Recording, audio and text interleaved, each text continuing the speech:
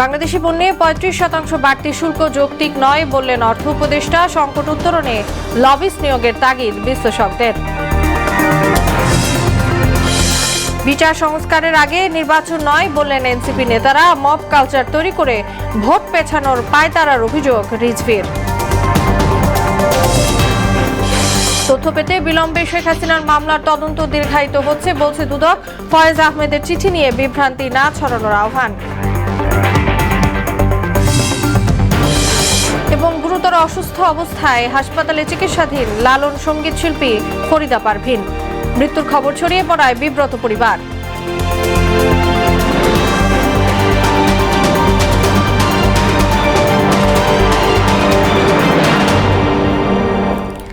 আসসালামু আলাইকুম, সবাইকে মোহনা সংবাদে স্বাগত। শুনছিলেন শিরোনাম, সঙ্গে আছি তাসনুমা বিনতে তাহের। এবার বিস্তারিত। যুক্তরাষ্ট্রের সঙ্গে বাণিজ্য উপদেষ্টার বৈঠকে আরোপিত শুল্কের পরিমাণ কমে আসবে বলে আশা প্রকাশ করেছেন অর্থ উপদেষ্টা ডক্টর সালেউদ্দিন আহমেদ।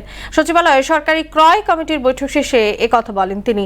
বাংলাদেশি পণ্যে ৩৫% বাড়তি শুল্ক যৌক্তিক নয় বলেও মন্তব্য করেন উপদেষ্টা। এদিকে বাণিজ্য সচিব জানিয়েছেন আগামী 10 ও 11 জুলাই যুক্তরাষ্ট্রের সংশ্লিষ্ট প্রতিনিধির সঙ্গে শুল্ক সংক্রান্ত বৈঠক অনুষ্ঠিত হবে। শামীম-জামান চৌধুরীর রিপোর্ট। চলতি বছরের ৩ এপ্রিল বিশ্বের বিভিন্ন দেশের উপর নতুন করে শুল্ক আরোপ করেন মার্কিন প্রেসিডেন্ট ডোনাল্ড ট্রাম্প। সে সময় বাংলাদেশি পণ্যের উপর ৩৭% শুল্ক আরোপ করেছিল তার প্রশাসন। আরোপের পর ৩ মাসের জন্য সেটি স্থগিত করেছিলেন। গতকাল বাংলাদেশ থেকে আমদানি করা পণ্যের উপর ৩৫% শুল্ক নির্ধারণ করেন মার্কিন প্রেসিডেন্ট ডোনাল্ড ট্রাম্প, যা আগামী ১ আগস্ট থেকে কার্যকর হবে বলে জানায় তার প্রশাসন। এ নিয়ে সরকারি ক্রয় সংক্রান্ত উপদেষ্টা কমিটির বৈঠক শেষে কথা বলেন অর্থ উপদেষ্টা। জানান, যুক্তরাষ্ট্রের সঙ্গে বাংলাদেশের বাণিজ্য ঘাটতি মাত্র $5 বিলিয়ন। তাই বাংলাদেশি পণ্যের উপর ৩৫% শুল্ক আরোপ যৌক্তিক নয় বলে জানান অর্থ উপদেষ্টা। আমাদের ডেফিসিট মাত্র $5 বিলিয়ন, ভিয়েতনামের 125 বিলিয়ন। ওখানে কিন্তু ওরা মোটামুটি কনসেশন দিতে ওদের রাজি হয়েছে, কিন্তু আমাদের এত কম ডেফিসিট। আমরা চেষ্টা করছি যে আমাদের এত কম ডেফিসিটে এত শুল্ক দেওয়ার তো কোনো জাস্টিফিকেশন থাকে না। এর মধ্যে বাণিজ্য উপদেষ্টা যুক্তরাষ্ট্রে অবস্থান করছেন আর বাণিজ্য সচিবও যাচ্ছেন জানিয়ে উপদেষ্টা বলেন, শুল্কর ব্যাপারে এবার 1-to-1 আলোচনা হবে। ওইখানে আমাদের বাণিজ্য উপদেষ্টা আছেন, উনি 3 দিন আগে গেছেন। আজকেই কমার্স যাচ্ছে। 8 তারিখে মিটিং, ওদের 8 তারিখ কালকে খুব ভোরবেলা। ওই মিটিংয়ের পর আমরা বুঝতে পারবো। এদিকে আলাদা ব্রিফিংয়ে বাণিজ্য সচিব জানান, বাণিজ্য স্বার্থ রক্ষা করে বাংলাদেশ যাতে কোনো অসুবিধায় না পড়ে সে ব্যাপারে সরকার কাজ করছে। আমাদের বাণিজ্য স্বার্থ সংরক্ষণ করা এবং যুক্তরাষ্ট্রের বাজারে বাংলাদেশের যে এক্সিস্টিং বাণিজ্য আছে সেই বাণিজ্যটা রক্ষা করা। আর আমাদের কাছে তারা কিছু চেয়েছে, সেটা হলো শুল্ক কমানো পর্যায়ক্রমে। যুক্তরাষ্ট্রের বোয়িং কেনার ব্যাপারে আলোচনা চলছে। আর এয়ারক্রাফট, যানবাহন, যন্ত্রপাতি ছাড়াও সয়াবিন তুলা আমদানি বাড়াতে দেশটি প্রস্তাব দিয়েছে বলে জানান বাণিজ্য সচিব। তুলা খাতের, বিশেষ করে টেক্সটাইল খাতের যারা অংশীজন, তারা সরকারের সাথে আলোচনা করছেন। শামীম-উজ-জামান চৌধুরী, মোহনা সংবাদ, ঢাকা।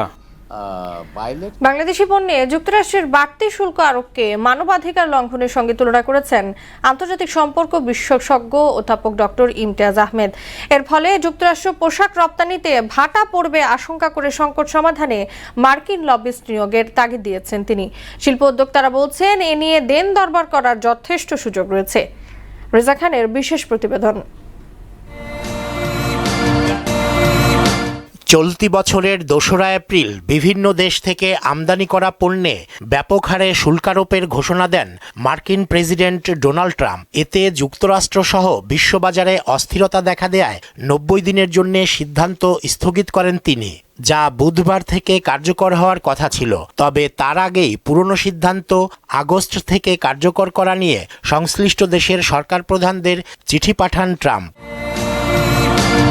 তার এ ঘোষণায় এবারও নেতিবাচক প্রতিক্রিয়া জানিয়েছেন শিল্প মালিক ও বিশ্লেষকরা। ব্যবসায়ীরা বলছেন, প্রতি বছর মার্কিন যুক্তরাষ্ট্রে $8 বিলিয়ন মূল্যের তৈরি পোশাক রপ্তানি করে বাংলাদেশ। বাংলাদেশি পণ্যে অতিরিক্ত 35% শুল্ক আরোপ করাকে অশনি সংকেত হিসেবে দেখছেন ব্যবসায়ীরা। আমাদের যে 35% বলেছে, এটা কিন্তু শুধু 35% না, আগের যে শুল্ক ছিল সেটার উপরে 35%। তার মানে এটা দাঁড়াবে কত? এটা অ্যারাউন্ড দাঁড়াবে 50। নানা প্রতিকূলতা মোকাবেলা করে তৈরি পোশাক শিল্পের রপ্তানি 6.9% বেড়েছে। এটি ধরে রাখতে এখনই সংকট সমাধানে উদ্যোগ নেয়ার তাগিদ দেন তিনি। এখনো সময় আছে, ইমিডিয়েটলি আমার বিশ্বাস আমাদের যে ডক্টর ইউনূস সাহেব আছেন, সারা বিশ্বে উনি একটা জনপ্রিয় মানুষ, উনি ইচ্ছা করলে ডেফিনেটলি এটাকে নেগোশিয়েট করে আমাদেরকে একটা সহনীয় পর্যায়ে নিয়ে আসতে পারবে। বাড়তি শুল্ক আরোপকে রীতিমতো মানবাধিকার লঙ্ঘন মনে করছেন আন্তর্জাতিক সম্পর্ক বিশেষজ্ঞ ডক্টর ইমতিয়াজ আহমেদ। আমি তো ব্যবসা করছিলাম, আমাকে রেসিপ্রোকাল হতে পারে যে হ্যাঁ আপনি 10% দিচ্ছেন, আমিও 10%, তা আমার তো কোনো টেরিফই নেই বলতে গেলে, তাহলে আমাকে কেন এটাকে রেসিপ্রোকাল ব্যবহার করা হচ্ছে না? অন্য কথায় এটা তো রীতিমতো একটা হিউম্যান রাইটস ভায়োলেশন। সমস্যা সমাধানে কূটনৈতিক তৎপরতার পাশাপাশি মার্কিন লবিস্ট নিয়োগের তাগিদও দেন এই বিশেষজ্ঞ। এখন আমরা জানি না যে বড় আকারে লবিস্ট নিয়োগ করা হয়েছে কিনা, কিন্তু এখান থেকে যে আমি সমাধান করব এটা হয় না। আর একটা হলো যে এটা বড় হোমওয়ার্ক করা দরকার এখন আমি মনে করি, এখন যদিও মাত্র 1 মাস আছে মনে হয়। রেজা খান, মোহনা সংবাদ, ঢাকা। শুরু হবে। আবরার ফাহাদের দেখানো পথেই রাজনীতি করছে এনসিপি। ভারতীয় আগ্রাসনের বিরুদ্ধে লেখায় তাকে শহীদ হতে হয়েছিল বলে জানান জাতীয় নাগরিক পার্টির আহ্বায়ক নাহিদ ইসলাম। আর দলের দক্ষিণাঞ্চলের মুখ্য সংগঠক হাসনাত আব্দুল্লাহ বলেছেন, বিচার ও সংস্কারের আগে দেশে কোনো নির্বাচন নয়, যারা দেশকে ধারণ করে তাদেরকেই নেতা নির্বাচিত করার আহ্বানও জানান তিনি। কুষ্টিয়া ও মেহেরপুরে জুলাই পদযাত্রা কর্মসূচিতে এসব কথা বলেন তারা। প্রতিনিধিদের তথ্যে ডেস্ক রিপোর্ট।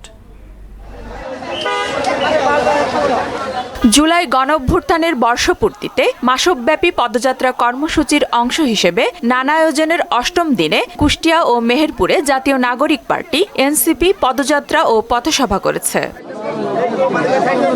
কুষ্টিয়ার কুমারখালীতে আবরার ফাহাদের কবর জিয়ারত শেষে নাহিদ ইসলাম বলেন, সন্ত্রাসী ফ্যাসিস্ট সংগঠন ছাত্রলীগ ফাহাদকে নির্মম নির্যাতন করে হত্যা করেছিল। আবরার ফাহাদের যেই পথ আমাদের দেখিয়ে গিয়েছে, বাংলাদেশপন্থী পথ, ভারতীয় আধিপত্যবাদ বিরোধী পথ, আগ্রাসন বিরোধী পথ, সেই পথে আমরা জাতীয় নাগরিক পার্টি রাজনীতি করছে। বাংলাদেশের স্বার্থের পক্ষে আবরার ফাহাদ কথা বলেছিলেন দেখে আবরার ফাহাদকে ভারতীয় তাবেদার সংগঠন, ফ্যাসিস্ট সংগঠন ছাত্রলীগ সারা রাত নির্মম নির্যাতন করে হত্যা করে। পরে মেহেরপুরের গাংনীতে জুলাই পদযাত্রায় যোগ দিয়ে এনসিপি নেতা হাসনাত আব্দুল্লাহ বলেন, কোনো মার্কা ও ব্যক্তির কাছে সবার বিবেক যেন বন্ধক না থাকে। যারা বাংলাদেশকে ধারণ করে এবং জনপ্রিয় তাদেরকেই নেতা নির্বাচিত করা উচিত। আমরা যেন আমাদের বিবেককে আর আমরা বন্ধক না দিয়ে দেই, কোন মার্কার কাছে, কোন ব্যক্তির কাছে আমাদের বিবেক যেন আর বন্ধক না থাকে।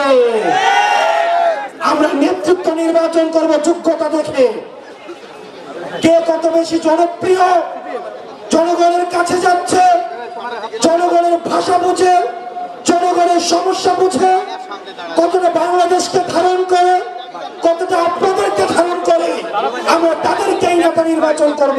এসব কর্মসূচিতে এনসিপির সদস্য সচিব আক্তার হোসেন, কেন্দ্রীয় নেতা সার্জিস আলম, ডাক্তার তাসনিম জারা, শাকিল আহমেদ সহ অনেকেই উপস্থিত ছিলেন। আফরিন পপি, মোহনা সংবাদ।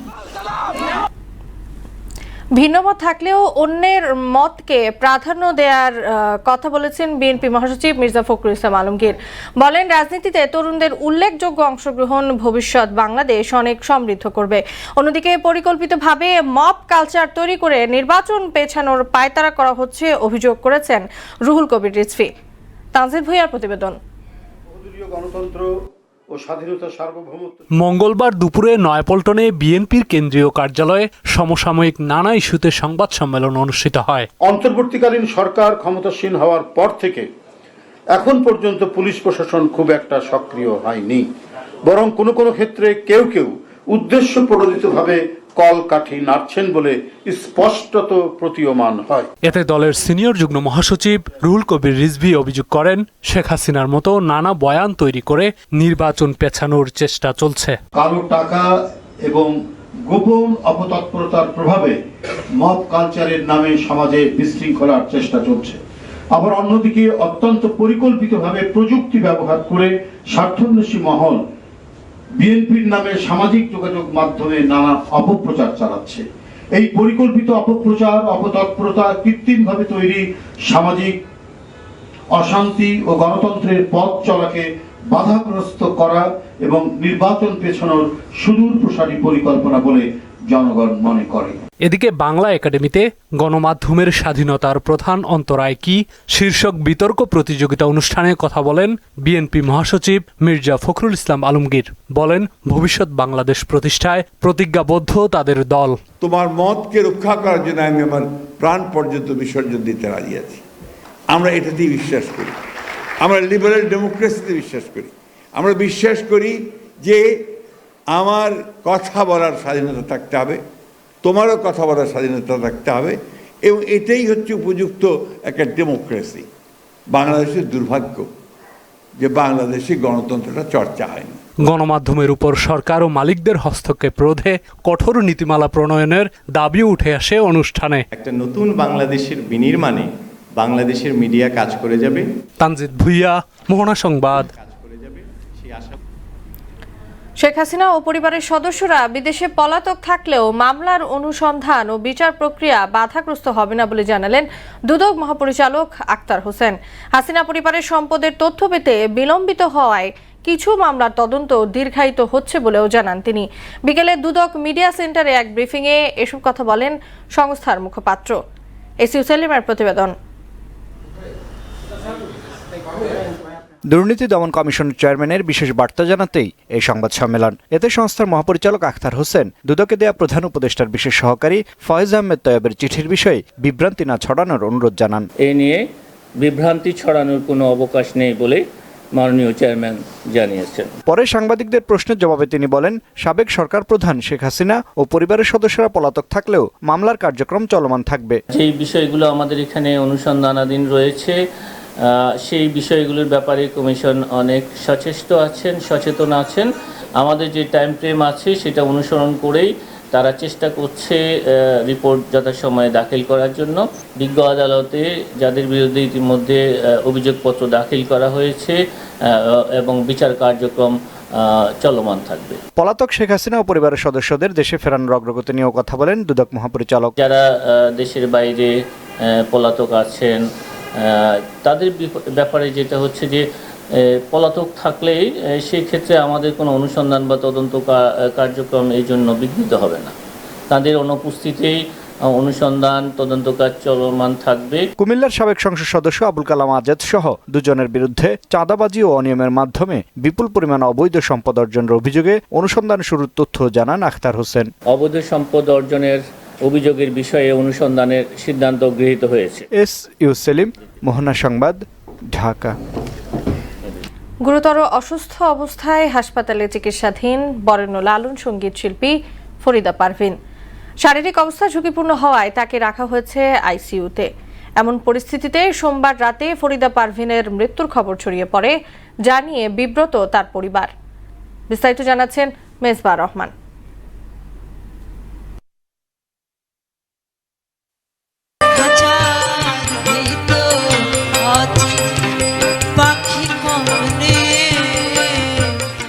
বাংলা লোকসঙ্গীতের অনন্য এক নাম ফরিদা পারভিন। লালনের গানে যিনি জীবনের দর্শনকে পৌঁছে দিয়েছেন মানুষের অন্তরে, সেই শিল্পী গুরুতর অসুস্থ। কিডনি জটিলতা সহ বিভিন্ন শারীরিক সমস্যা নিয়ে রাজধানীর একটি হাসপাতালে চিকিৎসাধীন তিনি। কথা হয় ফরিদা পারভিনের স্বামী যন্ত্রসঙ্গীত শিল্পী গাজী আব্দুল হাকিমের সঙ্গে। জানান অবস্থা ঝুঁকিপূর্ণ, কিডনি পূর্ণ বিকল।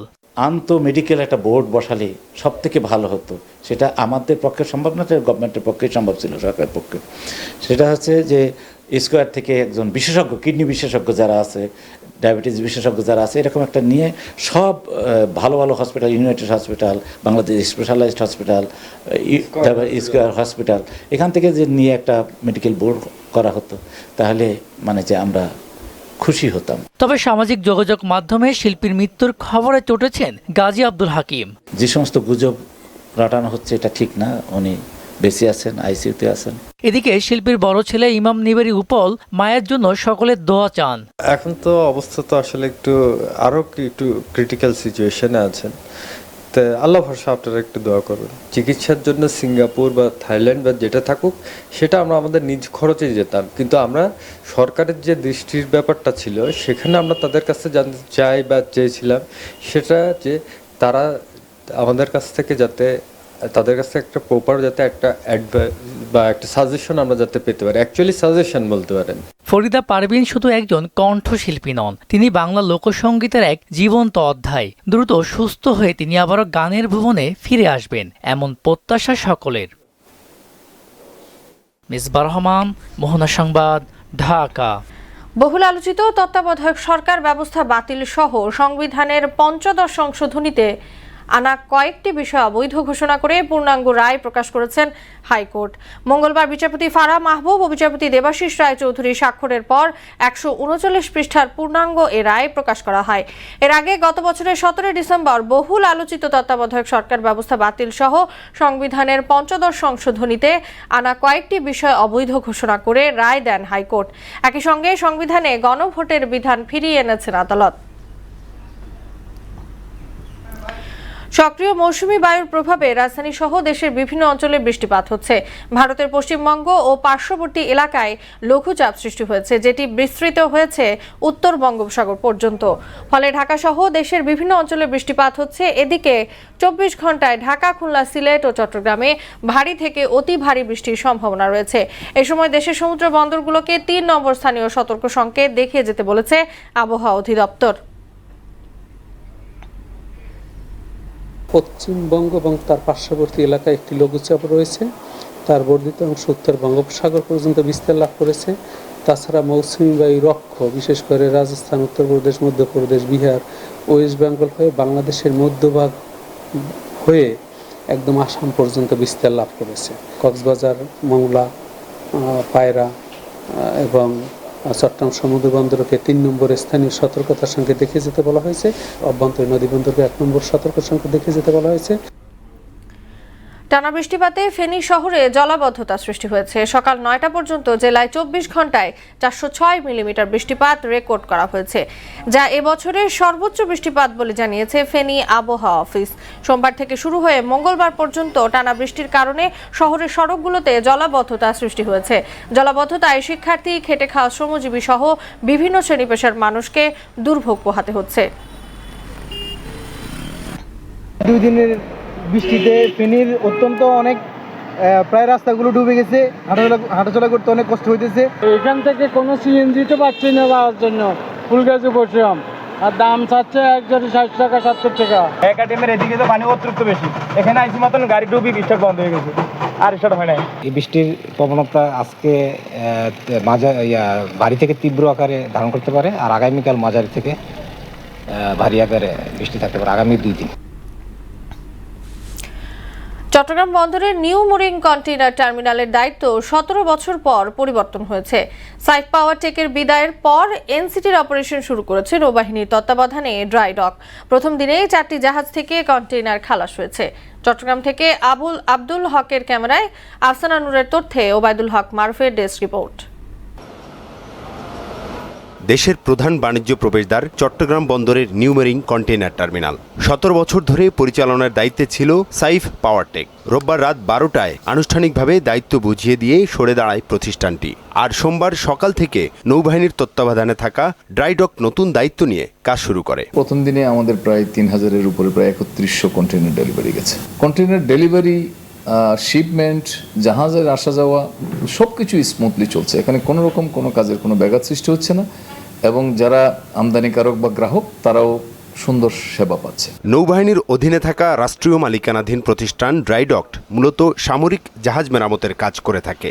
এবার বন্দর টার্মিনাল পরিচালনার দায়িত্ব নিয়ে কাজ শুরু করেছে তারা। প্রথম দিনেই 4টি জাহাজ থেকে প্রায় 3000 কন্টেইনার লোড আনলোড করা হয়। যেহেতু 6 মাসের জন্য তাদেরকে দেওয়া হয়েছে, আমরা 6 মাস একটু দেখি, আমরা তো বুঝতে পারবো যে কি হচ্ছে। আমি আশা রাখবো যে নৌবাহিনী ভালো করবে। আশা করি এটার সুফল ব্যবসায়ী মহল থেকে আরম্ভ করে বাংলাদেশের সকলেই আশা করি এই বর্তমানে যারা এই দায়িত্ব নিয়ে কাজ করতেছেন তাদের এই কর্মতৎপরতার মাধ্যমে অতীতের চেয়ে অনেক ভালো কিছু প্রত্যাশা করতেছি। কন্টেইনার খালাসে ধীরগতি, জাহাজ জট এবং খরচ বৃদ্ধির অভিযোগ বহুদিনের। নতুন ব্যবস্থাপনায় C&F এজেন্টরা চাইছেন সেবা সহজ ও সময়মতো নিশ্চিত হোক। যেহেতু প্রথম দিন থেকে আমরা ধাক্কা খাইনি, আমরা আশা করি দিন দিন এটা আরও ইমপ্রুভ করবে। এনসিটির ব্যাপারে ব্যবস্থাপনাকে সুষ্ঠু এবং সুন্দর রাখার জন্য যা যা প্রস্তাবনা আমরা দিয়েছি এবং চেয়ারম্যান মহোদয়ও সেই ব্যাপারে ওনার সঠিক সিদ্ধান্ত দিয়েছেন। দেশের কন্টেইনার হ্যান্ডেলিংয়ের 44% হয়ে থাকে এই টার্মিনাল দিয়ে। ওবায়দুল হক মারুফ, মোহনা টেলিভিশন।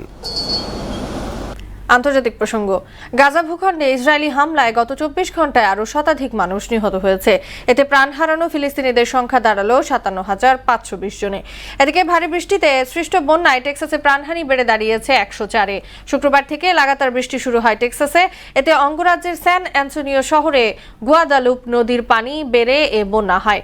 এরই মধ্যে রাজ্যটিতে নতুন করে ঝড়ের আভাস দিয়েছে আবহাওয়া অফিস। শেষ করব মোহনা সংবাদ, যাবার আগে শোনামগুলো জানিয়ে দিচ্ছি আরো একবার।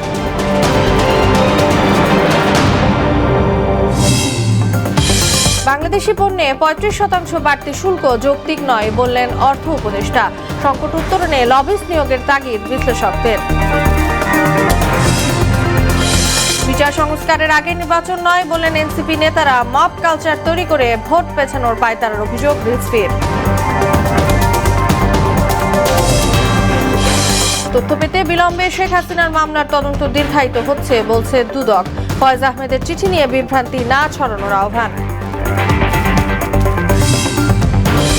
এবং গুরুতর অসুস্থ অবস্থায় হাসপাতালে চিকিৎসাধীন লালন সঙ্গীত শিল্পী ফরিদা পারভীন। মৃত্যুর খবর ছড়িয়ে পড়ায় বিব্রত পরিবার। এই ছিল মোহনা সংবাদে। পরবর্তী সংবাদ রাত 12টায়। মোহনার সবশেষ খবর জানতে ভিজিট করুন www.mohana.tv। সংবাদ দেখতে পান ফেসবুক, ইউটিউবেও। এতক্ষণ সঙ্গে থাকার জন্য ধন্যবাদ সবাইকে।